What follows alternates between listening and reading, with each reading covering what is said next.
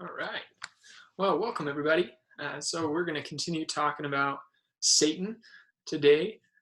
When, as we get started, when we talk about Satan, we see his movement throughout the entirety of the Bible, from the fall in the garden to his interactions that caused the destruction of Job's life, to the killing of Jesus and the corruption of the Jewish people's hearts. But the question comes down to, where did Satan come from? The truth of the matter is that we don't know with absolute certainty, but we have a pretty good idea of his origin. And that is what we're going to dive into today. There's three main portions of scripture that help give us an idea of where Satan is from. So these three portions of scripture are Isaiah chapter 14, 2 through 22, Ezekiel chapter 28, verses 12 through 19, and Revelation 12, 1 through 4. I'm going to read portions of the first two scriptures today, not every word. More so, as always, I highly recommend that you go back and read the full portions of these scriptures to see for yourself, and always to check me and what I'm saying to make sure that it is accurate to what the Bible has to say. The first thing to note is that the section of the scripture is actually first being directed at kings on earth, not directly at Satan. Isaiah is directed at the king of Babylon, and Ezekiel's prophecy is directed at the king of Tyre. So the question comes down to, how can we read these sections of scripture and see information about Satan when they are about kings? Well, there's material in scriptures that need to be handled with care, and some rules and trends throughout scripture that apply to these sections, and we can better understand that where Satan comes from. It's outlined really well by a theologian by the name of J. Oswald Sanders.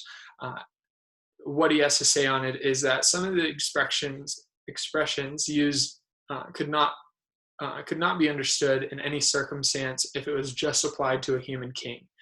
See, the words in Isaiah chapter 14, 13 through 14 are poetical and wouldn't be appropriate from the powerful and ambitious evil spirit who controlled the king of Babylon. There's also frequently a double fulfillment in biblical prophecy, meaning that it has two different areas of history that it applies to. And we see this a lot with the study of messianic prophecies and prophecies that Jesus is even prophesied about, including things like the destruction of the temple in Jerusalem. But if these passages are accepted as having such implications about Satan, large tracts of scripture actually become illuminated, and we gain a lot of insight into the devil's aims and strategies. Because this suggested interpretation, in which I'm going to talk about, in no way contradicts the Bible, but is entirely consistent with it. The remainder of teaching of scripture concerning the devil and his followers, it actually, and what I mean by illuminating it, it provides a deeper understanding because it validates a lot of what the other interactions we see from Satan and his followers based off of these scriptures. And one other thing I wanted to give as a defense of it is that we see throughout church history, even in Jewish history, that these portions actually were believed to have been scripture, a prophecy that was also about Satan. We definitely see this in the first 300 years of the early church of Christianity. They believe that this applied to Satan, and so it's not just something that we're throwing out there and making up. It's something that's been consistent throughout history. So where I want to go first is we're going to talk about what Ezekiel has to say. So I'm going to read Ezekiel 28, just verses 13 through 17. It states, "You were in Eden, the garden of God. Every precious stone was your covering, the ruby, the topaz, and the diamond, the beryl, the onyx, and the jasper, the lapis lazuli, the turquoise, and the emerald, and the gold, and the workmanship of your settings and sockets was in you. On that day that you were created, they were prepared. You were the anointed cherub who covers, and I placed you there. You were on the holy mountain of God. You walked in the midst of the stones of fire. You were blameless in your ways from the day you were created until unrighteousness was found in you. By the abundance of your trade, you were internally filled with violence, and you sinned. Therefore, I have cast you as profane from the mountain of God and have destroyed you. O covering cherub, from the midst of the stones of fire, your heart was filled up because of your beauty. You corrupted your wisdom by reason of your splendor.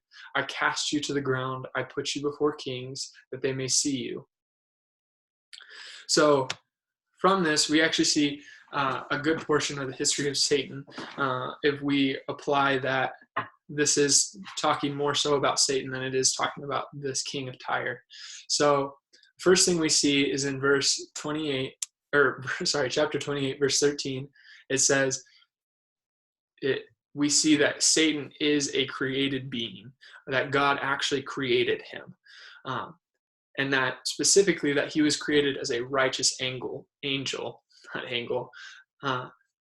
that we even see that he was created high up there. It talks about all these jewels and this workmanship in which he was placed highly in the midst of God. And then come verse 15, we see that Satan chose an unrighteous way of life. Not that God created him as sinful, but that there was somehow a choice that Satan had to be able to choose an unrighteous way of life that was not God, not of God. By saying that it's unrighteous, it's anything that is not having to do with God, that is sinful against God. Or it talks about that he sinned in the face of God. It's talking that he chose this in some volition of his own free will. And that Satan was subsequently dishonorably discharged by God from further heavenly holy service on behalf of his creator. So God, after Satan does whatever unrighteousness act that is stated here, he is sent away from the presence of God. He is sent down to earth, in which we'll end up finding him later in the Garden of Eden.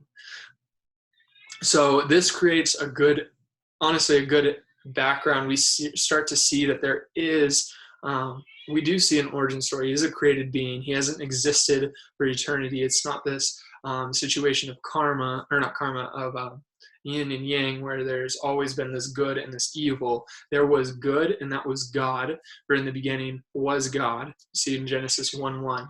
In the beginning was God. He's always existed. Satan has not always existed.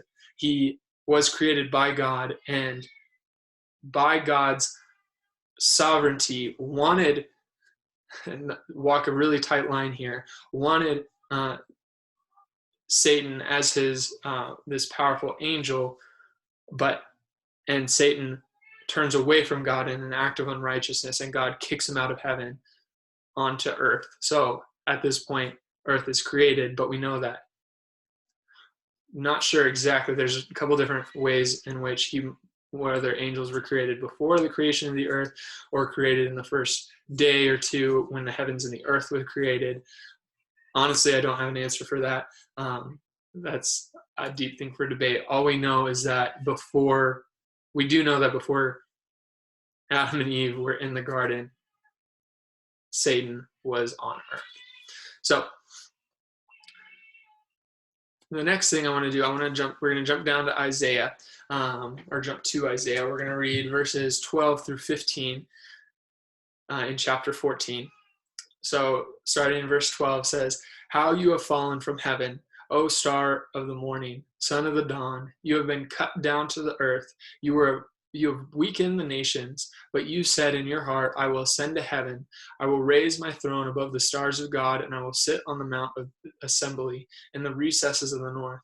I will ascend above the heights of the clouds. I will make myself like the Most High. Nevertheless, you will be thrust down to Sheol, to the recesses of the pit."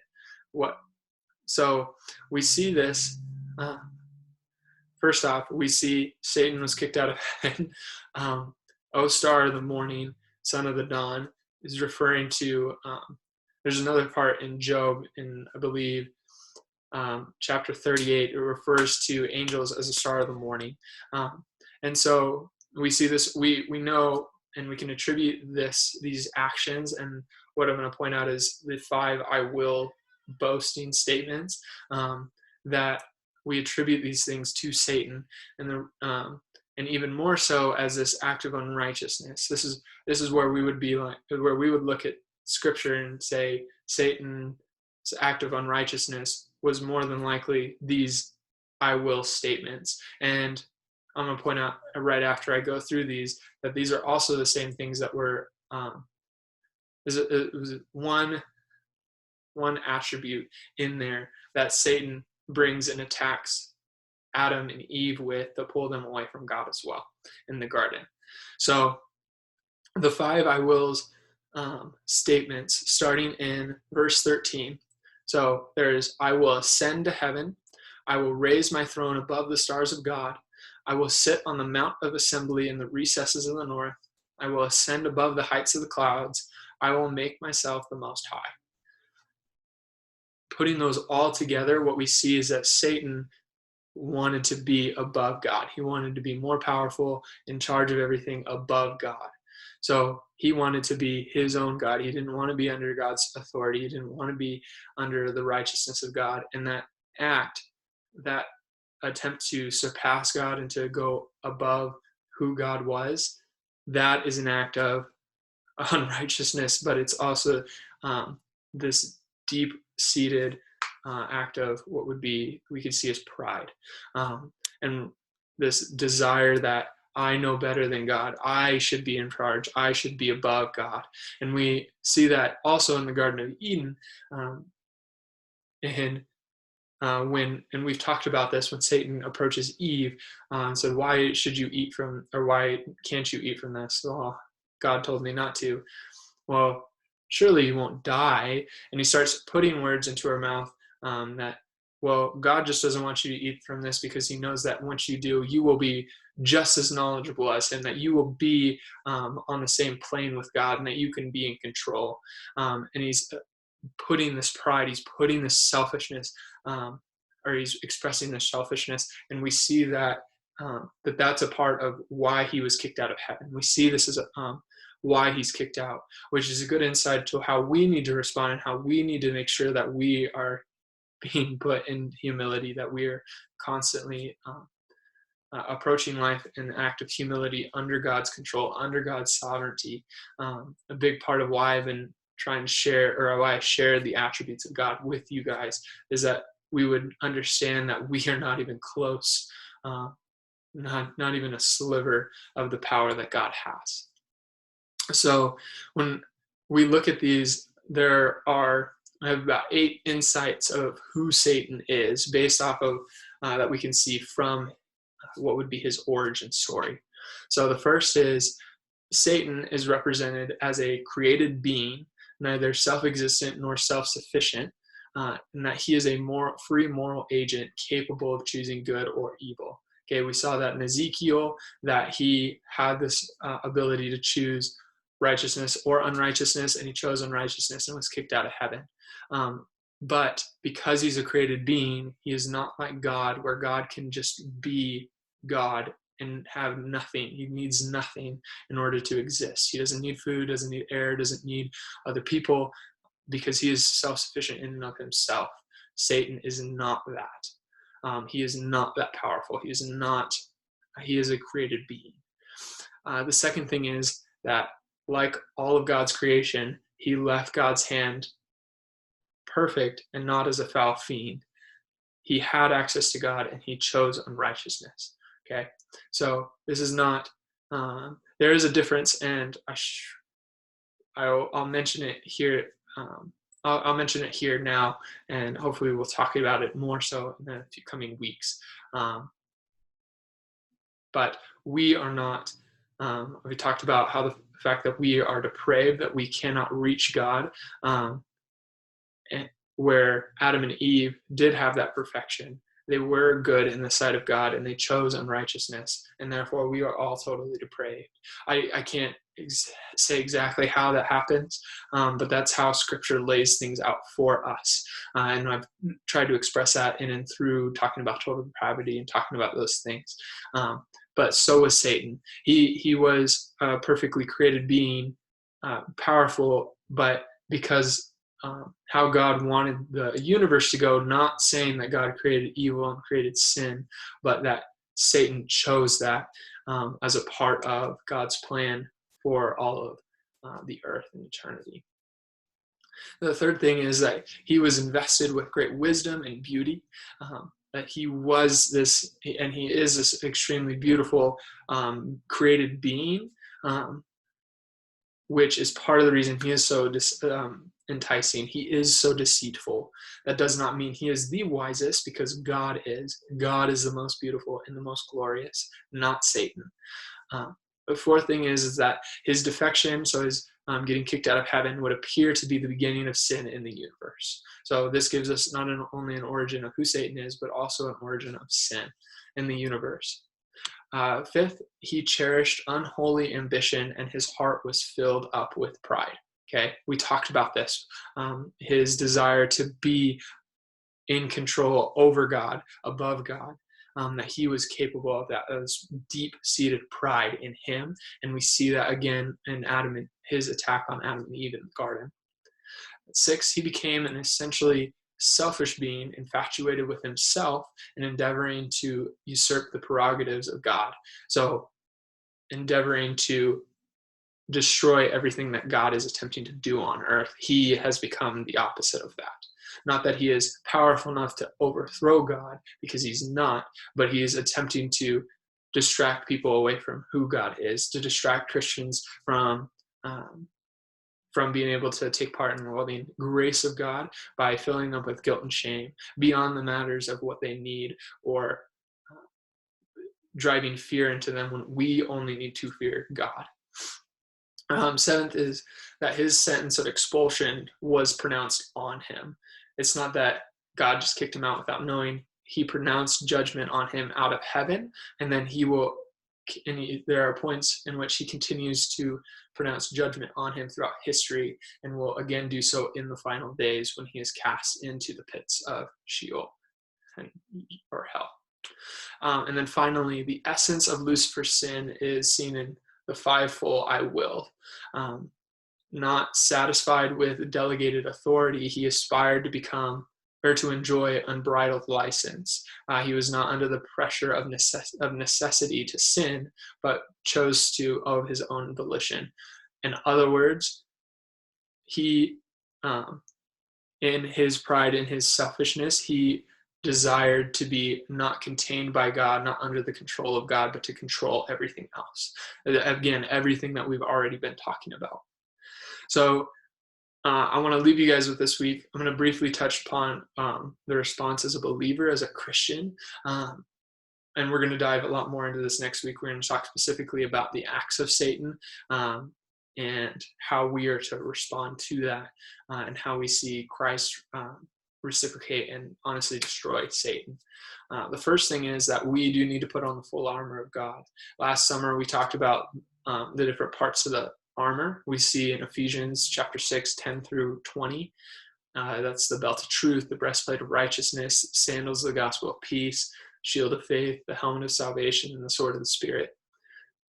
Those things are there because we are putting on protection from God. We are not to fear Satan. We are to fear God. We are to be under, because we can trust wholly on his word and on the power of God, because he is this creator. He is the sustainer and the protector of all things. He's far more powerful, far more wise than Satan will ever be. Satan, and nothing that Satan can do will ever be outside of the will of God. We see that with Job. Satan isn't capable of just pronouncing judgment on Job and destroying his life. He comes to God, and God uses Job to show Satan, to put Satan in his place by saying that Job, and showing that Job is not completely reliant on the things that God gives him, but on God himself.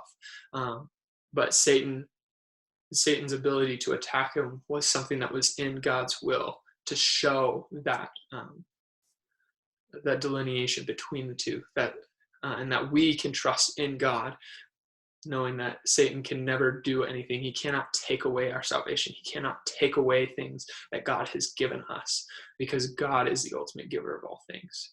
So next week, we're going to look at the powers of Satan. We're going to look at what he does and so that way we may know our enemy.